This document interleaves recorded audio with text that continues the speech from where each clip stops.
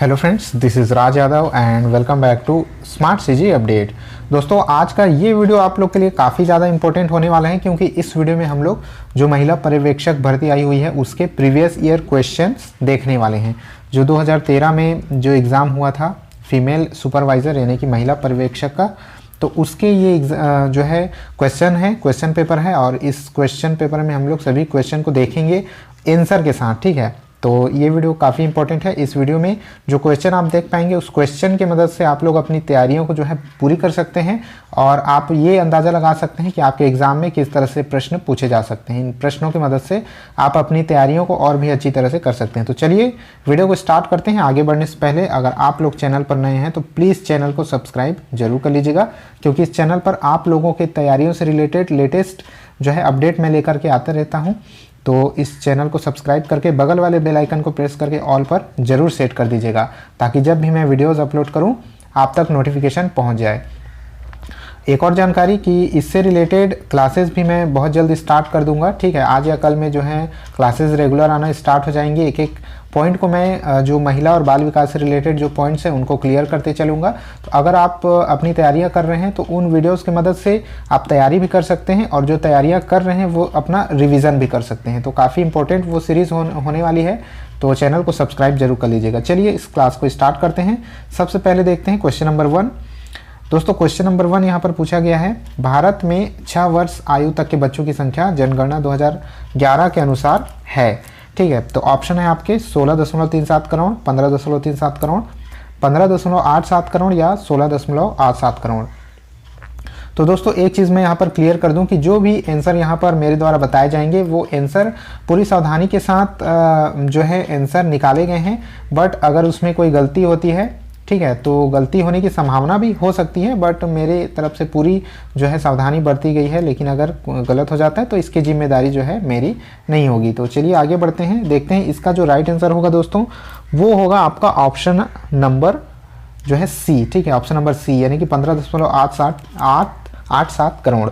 भारत में 6 वर्ष तक की आयु के जो बच्चों की संख्या कितनी है, 15.87 करोड़ जनसंख्या है 0 से लेकर के 6 वर्ष तक के बच्चों की। आगे बढ़ते हैं, देखते हैं क्वेश्चन नंबर 2।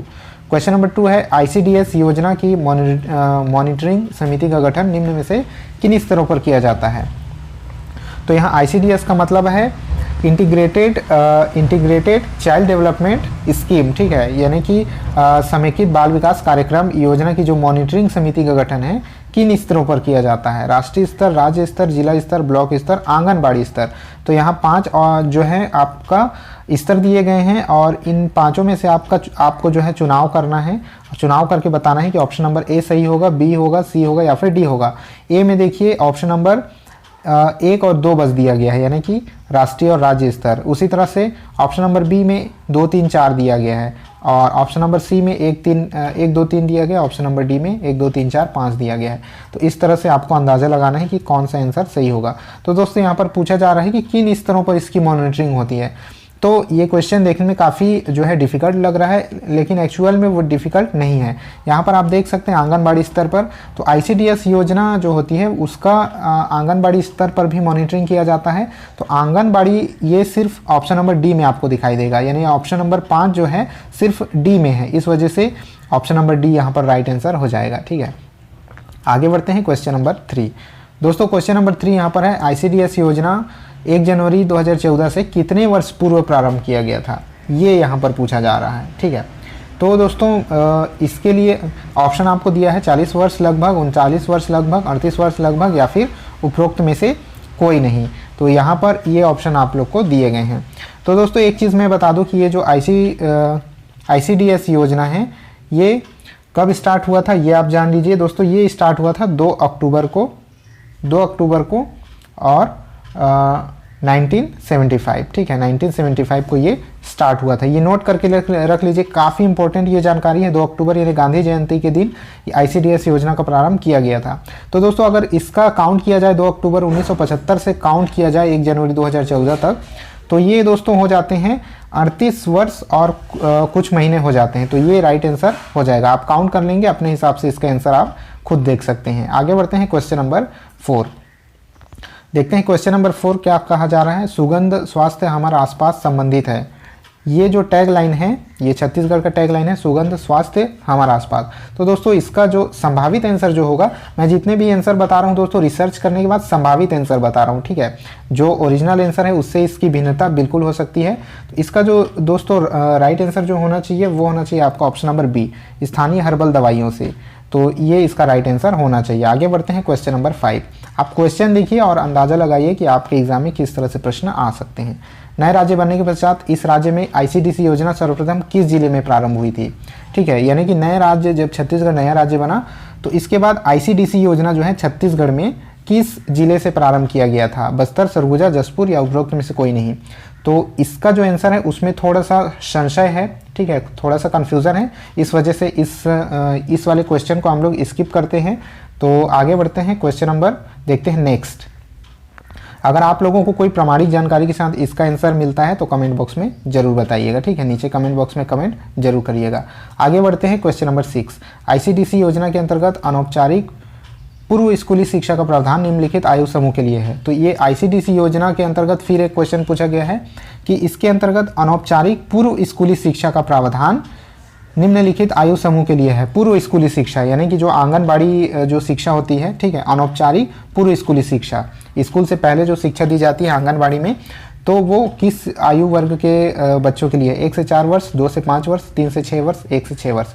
दोस्तों इसमें सबसे ज़रूरी होता है क्वेश्चन को समझना। बहुत कैंडिडेट का यही शिकायत रहता है कि उन्हें क्वेश्चन नहीं समझ में आता है, तो क्वेश्चन को ध्यान से पढ़िए और उसका मतलब समझिएगा। तो यहाँ जो राइट आंसर हो जाएगा दोस्तों वो यहाँ पर होना चाहिए ऑप्शन नंबर सी, 3 से 6 वर्ष, ठीक है। 3 से 6 वर्ष के आयु के बच्चों को आंगनबाड़ी में अनौपचारिक रूप से पूर्व स्कूली शिक्षा दी जाती है। आगे बढ़ते हैं क्वेश्चन नंबर 7। आईसीडीएस योजना के अंतर्गत पोषण तथा स्वास्थ्य शिक्षा कितने वर्ष के आयु समूह की महिलाओं के लिए प्रावधानित है। यानी कि आईसीडीसी योजना के से संबंधित काफ़ी सारे प्रश्न पूछे गए हैं। आईसीडीसी योजना के अंतर्गत पोषण तथा स्वास्थ्य शिक्षा कितने वर्ष के आयु समूह की महिलाओं के लिए प्रावधानित है। ऑप्शन है 16 से 40 वर्ष, 15 से 45 वर्ष, 16 से 45 वर्ष, उपरोक्त में से कोई नहीं। तो इसका जो दोस्तों राइट आंसर होना चाहिए वो आपका होना चाहिए ऑप्शन नंबर बी। यानी इस योजना में 15 से 45 वर्ष की जो महिलाएं होती हैं, ठीक है, उन्हीं को जो है पोषण तथा स्वास्थ्य शिक्षा से रिलेटेड जो है प्रावधानित है। आगे बढ़ते हैं क्वेश्चन नंबर 8। क्वेश्चन नंबर 8 है दोस्तों, यहाँ पर आईसीडीसी योजना में पूरक कार्यवाही हेतु भारत सरकार की सहयोगी कौन सी संस्था है। यूनिसेफ यानी कि संयुक्त राष्ट्र बाल आपात निधि, या फिर केयर सहायता एवं राहत हेतु सहकारिता, विश्व खाद्य कार्यक्रम, या उपरोक्त में से कोई नहीं। तो इसका जो राइट आंसर होगा दोस्तों वो हो जाएगा ऑप्शन नंबर ए, संयुक्त राष्ट्र बाल आपात नियम निधि, यूनिसेफ। तो इसको याद रखिएगा, यूनिसेफ जो संस्था है वही आईसीडीसी योजना में पूरक कार्यवाही हेतु भारत सरकार की सहयोगी संस्था है। अब आगे बढ़ते हैं, अब देखते हैं क्वेश्चन नंबर 9। क्वेश्चन नंबर 9 है यहाँ पर, आंगनबाड़ी केंद्र के निर्माण हेतु निम्न में से किन राज्यों के लिए अनुदान स्वीकृत किया गया है। ठीक है, किन राज्यों के लिए अनुदान स्वीकृत किया गया है। लगभग 1 दशक पूर्व स्थापित नए राज्यों के लिए, या फिर उत्तर पूर्वी राज्यों के लिए, या फिर ए और बी दोनों के लिए, या फिर उपरोक्त में से कोई नहीं। तो इस प्रश्न में भी लिटिल कन्फ्यूज़न, इस वजह से थोड़ा सा जो है इस प्रश्न को भी अभी स्किप किया जाता है। आगे बढ़ते हैं क्वेश्चन नंबर 10। क्वेश्चन नंबर 10 है, स्त्री शक्ति पुरस्कार के लिए संबंधित क्षेत्र में कितने वर्ष का अनुभव आवश्यक है। तो स्त्री शक्ति पुरस्कार के लिए जिसको भी मतलब चुना जाता है, जो भी आवेदन करेगा उसको जो है दोस्तों कितने वर्ष के अनुभव आवश्यक है। तो ये सभी जो योजनाएं हैं, स्त्री शक्ति पुरस्कार के लिए कौन नॉमिनेट कर सकता है, कौन जो है अप्लाई कर सकता है, ये सारी चीज़ें हम लोग अपने क्लास के सीरीज़ में देखेंगे, तो उस सीरीज़ को जरूर ज्वाइन कीजिएगा। ठीक है, तो ऑप्शन है आपके 15 वर्ष, 10 वर्ष, 5 वर्ष, या फिर उपरोक्त में से कोई नहीं। यानी उस क्षेत्र में कितने वर्ष का अनुभव आवश्यक है। तो दोस्तों एक थोड़ी सी जानकारी मैं दे देता हूँ। स्त्री शक्ति पुरस्कार एक व्यक्तिगत तौर पे भी किसी महिला को या किसी स्त्री को दिया जाता है, या फिर किसी संस्था को भी दिया जाता है जो महिलाओं के लिए कार्य करता है, अच्छे कार्य करता है। ठीक है, तो इसके लिए दोस्तों यहाँ पर जो है 5 वर्ष का अनुभव जो है मस्ट होना चाहिए, यानी 5 वर्ष का अनुभव उसको जरूर होना चाहिए, तभी इस स्त्री शक्ति पुरस्कार के लिए वो अप्लाई कर सकता है। तो ऑप्शन नंबर सी यहाँ पर राइट आंसर होगा। आगे बढ़ते हैं क्वेश्चन नंबर 11। इंदिरा गांधी मातृत्व सहयोग योजना का लाभ प्राप्त करने के लिए न्यूनतम आयु क्या है। तो इंदिरा गांधी मातृत्व सहयोग योजना के लिए न्यूनतम आयु क्या है। 18 वर्ष, 19 वर्ष, 21 वर्ष, या उपरोक्त में से कोई नहीं। तो इसका जो राइट आंसर होगा वो हो जाएगा आपका ऑप्शन नंबर बी, 19 वर्ष इसके लिए न्यूनतम आयु रखी गई है।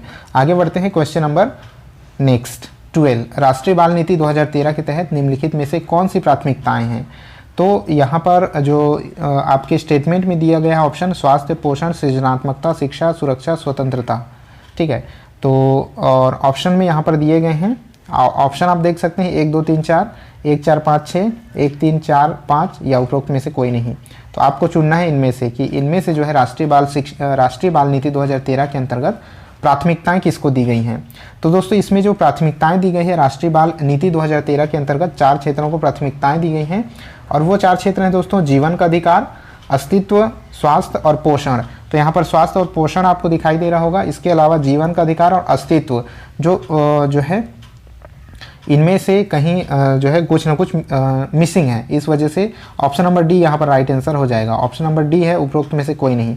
तो यहाँ पर मैंने बता दिया कौन से 4 क्षेत्र इसके लिए जो है प्राथमिकताएं दी गई हैं। एक बार फिर से सुन लीजिए, जीवन का अधिकार, अस्तित्व, स्वास्थ्य और पोषण। आगे बढ़ते हैं क्वेश्चन नंबर 13। स्वाधार योजना के अंतर्गत भवन निर्माण तथा कॉमन सुविधाएं प्रदान करने के लिए प्रत्येक महिला रहवासी हेतु अधिकतम सहायता राशि निर्धारित है। तो ये जो स्वाधार योजना है उसमें भवन निर्माण और कॉमन सुविधा प्रदान करने के लिए प्रत्येक महिला को जो है रहवासी महिला को कितनी सहायता राशि प्रदान की जाती है, क्या 20,000 का, 25,000 का, 30,000 का या उपरोक्त में से कोई नहीं। तो ये जो स्वाधार योजना है वो बहुत सारी जो बेसहारा महिलाएं होती हैं, जो परित्यक्ता होती हैं, ठीक है, जिनका तलाक हो चुका होता है या जो विधवाएं होती हैं, उनको सहारा देने के लिए ये योजना चलाई जाती है। तो इसका जो ये वाला राशि, सहायता राशि वाला आंसर है उसमें थोड़ा सा कन्फ्यूजन है, तो इसको भी अभी के लिए स्किप करते हैं और आगे बढ़ते हैं क्वेश्चन नंबर नेक्स्ट 14। सबला योजना कब लागू की गई, निम्न में से किससे संबंधित है।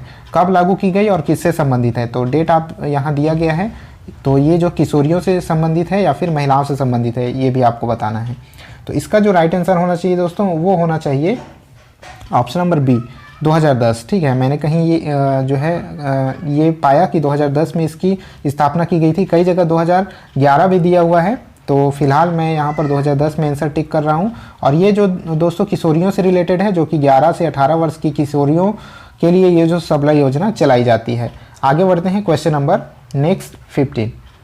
किशोरी शक्ति योजना के लिए लक्ष्य समूह है। किशोरी शक्ति योजना, इस योजना के लिए लक्ष्य समूह है 6 से 10 वर्ष आयु की बालिकाएं, 11 से 18 वर्ष आयु की किशोरी बालिकाएं, 1 से 4 वर्ष आयु की बालिकाएं या उपरोक्त में से कोई नहीं। किशोरी शक्ति योजना। तो यहाँ पर जितनी भी योजनाएं मैं बता रहा हूँ दोस्तों, हर एक के बारे में आपको पूरा डिटेल पढ़ के जाना है अपने एग्जाम के लिए। तो इसका जो राइट आंसर होना चाहिए वो होना चाहिए ऑप्शन नंबर बी, 11 से 18 वर्ष आयु की किशोरी बालिकाएं। आगे बढ़ते हैं क्वेश्चन नंबर 16। राष्ट्रीय बाल कोष के उद्देश्य किन राज्यों के लिए लागू नहीं होंगे। राष्ट्रीय बाल कोष के उद्देश्य, ठीक है, राष्ट्रीय बाल कोष के उद्देश्य किन राज्यों के लिए लागू नहीं होंगे। समस्त उत्तर पूर्वी राज्य, जम्मू कश्मीर, एवं भी दोनों, इनमें से कोई नहीं। तो इस क्वेश्चन को भी स्किप किया जाता है। आगे बढ़ते हैं क्वेश्चन नंबर 17। क्वेश्चन नंबर 17, एकीकृत बाल सुरक्षा योजना निम्न में से किसके द्वारा प्रायोजित की गई है। एकीकृत बाल सुरक्षा योजना किसके द्वारा, केंद्र सरकार, राज्य सरकार, एवं भी दोनों या उपरोक्त में से कोई नहीं। तो ये जो एकीकृत बाल सुरक्षा योजना है, ठीक है, एकीकृत बाल सुरक्षा योजना, ध्यान रखिएगा, तो ये किसके द्वारा प्रायोजित की गई है। तो इसका जो राइट आंसर होना चाहिए वो होना चाहिए ऑप्शन नंबर सी, क्योंकि ये केंद्र सरकार और राज्य सरकार दोनों के द्वारा प्रायोजित की गई है। आगे बढ़ते हैं क्वेश्चन नंबर 18। महिलाओं के लिए प्रशिक्षण तथा रोजगार के लिए सहारा कार्यक्रम स्टेप प्रारंभ किया गया था। किस सन में स्टेप ये कार्यक्रम प्रारंभ किया गया था, STEP स्टेप कार्यक्रम। तो ये जो कार्यक्रम है दोस्तों ऑप्शन नंबर ए 1986-87 में इसका प्रारंभ किया गया था। आगे बढ़ते हैं क्वेश्चन नंबर 19। उज्ज्वला योजना किससे संबंधित है। उज्ज्वला योजना, ये वो गैस कनेक्शन वाला उज्ज्वला योजना नहीं है, याद रखिएगा। उज्ज्वला योजना किससे संबंधित है।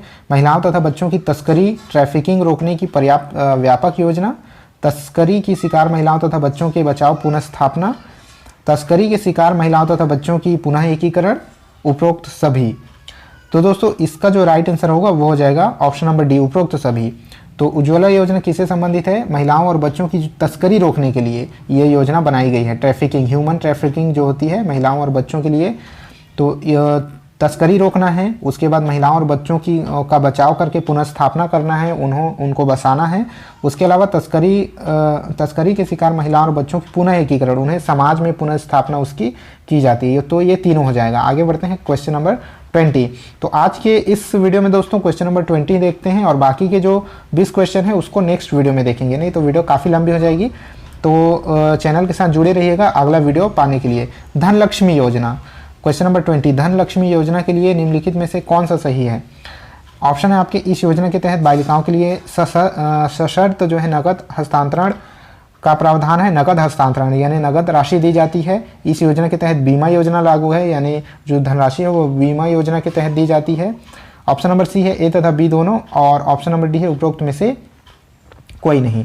तो दोस्तों इसका जो राइट आंसर होना चाहिए, संभावित उत्तर इसका होना चाहिए ऑप्शन नंबर सी, ए व बी दोनों, क्योंकि इस योजना में धनलक्ष्मी योजना में बालिकाओं को सशर्त नकद हस्तांतरण राशि भी दी जाती है, और इसके अलावा बीमा योजना के तहत 1 लाख रुपए भी दिया जाता है। और नकद हस्तांतरण के लिए उनको कक्षाओं में जो है कुछ सहायता राशि उनको दी जाती है। ठीक है, जो पढ़ाई से रिलेटेड पहली, दूसरी, तीसरी, चौथी, 5वीं, 10वीं, 12वीं कक्षा में कुछ राशि भी दी जाती है। इस वजह से इसका राइट आंसर ए व बी दोनों होना चाहिए, यानी ऑप्शन नंबर सी। तो इस वीडियो में इतना ही था, 20 क्वेश्चन हम लोगों ने देखा, और इससे आप लोग समझ पाए होंगे कि किस तरह से प्रश्न आपके एग्जाम्स में आने वाले हैं। और आगे के जो 20 क्वेश्चन हैं वो दोस्तों हम लोग नेक्स्ट वीडियो में देखेंगे, उससे और आप लोग समझ पाएंगे कि किस तरह से प्रश्न आते हैं। फिलहाल आप लोग अपनी तैयारी स्टार्ट कर दीजिए। बहुत जल्द इस चैनल पर जो है महिला और बाल विकास से रिलेटेड, योजनाओं से रिलेटेड वीडियोस मैं बनाना स्टार्ट कर दूंगा, तो जुड़े रहिएगा चैनल के साथ। वीडियो पसंद आया होगा तो लाइक जरूर कर दीजिएगा, चैनल पर नए हैं तो सब्सक्राइब करके अपने दोस्तों के साथ शेयर जरूर कर दीजिएगा। इस वीडियो में इतना ही, मिलते हैं नेक्स्ट वीडियो में, तब तक के लिए जय हिंद।